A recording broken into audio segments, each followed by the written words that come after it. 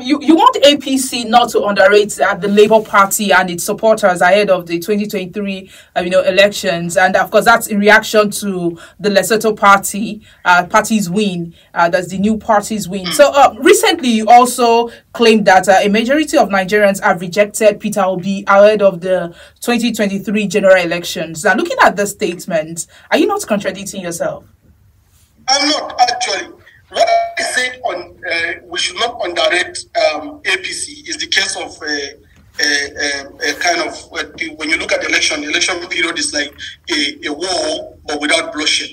So in military parlance, when you're trying to go to war, you have to scale up so mightily that even if you have 100 people to defeat, sometimes you can take 10,000 forces to make sure that they are completely not just defeated but decimated. So that is why I am saying that we should not underrate any candidate, including Peter Obi. To me, Peter Obi is a strategic threat. It's not an electoral threat to us. He cannot have electoral value compared to what we have in APC, but it's a strategic threat. Strategic threat with the fact that he has fanatic followers, and those fanatic followers, if not properly contained, they may end up creating problem after the election. The loss to them is very obvious. They are losing the election. But what will be the reaction after they lost? So we have to treat it as a strategic threat. We have to find a way to see how we can neutralize their fire that they are burning without any reason. So that's why I say we should not underrate them. We should also frontally confront them and try to dilute whatever anger that Peter Obi spread, the virus of anger that Peter Obi spread in their minds. We have to dilute it with message of positivity, message of hope, message of progressivism, and message of development that we are bringing. So with this, we will neutralize that strategic threat that they are trying to bring to us. So that's exactly what I said. But the issue of him winning, Peter Obi is not going to win. But the issue of this anger that is coming on board is capable of creating instability after the election. But how do we contain this? We confront it now. We neutralize it now. So that's actually why I said we should not underrate Peter Obi at all. Why are you so sure Peter Obi will not win the election? Just empirical formula. Look at the empirical formulas. Just look at the total number of voters. Just take the 93 million or now 100 million users that INEC have registered. Less than 93 million based on what is published. And look at the voters cycle. And look at the general acceptability. Peter Obi is a media presidential aspirant.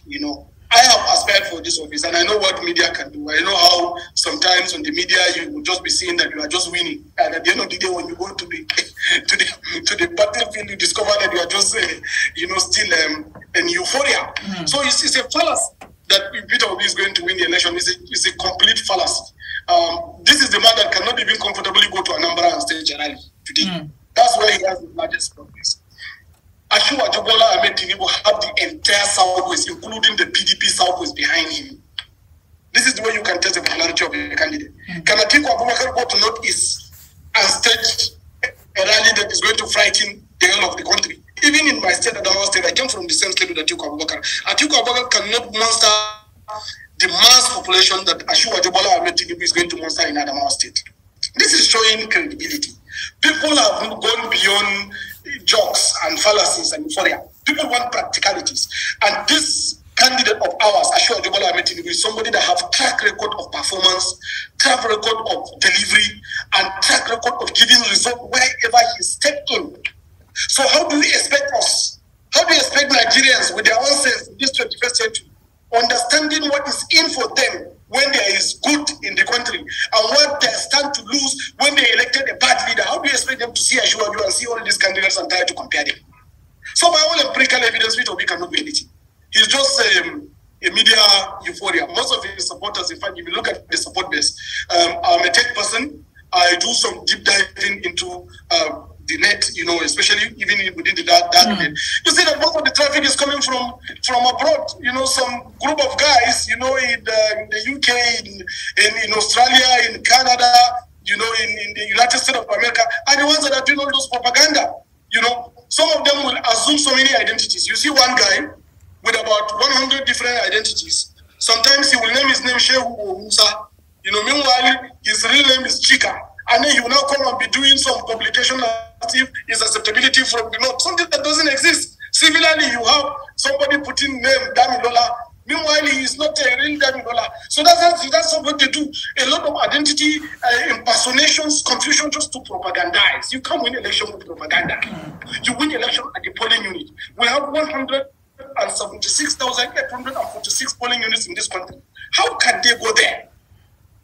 How do they even establish a party that have no structure of anything at all, other than Peter Obi? Even his spokesperson is not known except Peter Obi. His digital campaign is jumping behind Peter Obi. The entire structure is Peter Obi. How do we match all these things together and then see a win for sort kind of? Nigeria is not a shop. There will be no shopkeeper that will hold Nigeria. Nigeria is a state, and we need a statecraft economist and a statecraft thinker that should come and reshape this country and put it on the path to the success and prosperity that we're aiming in this 25th.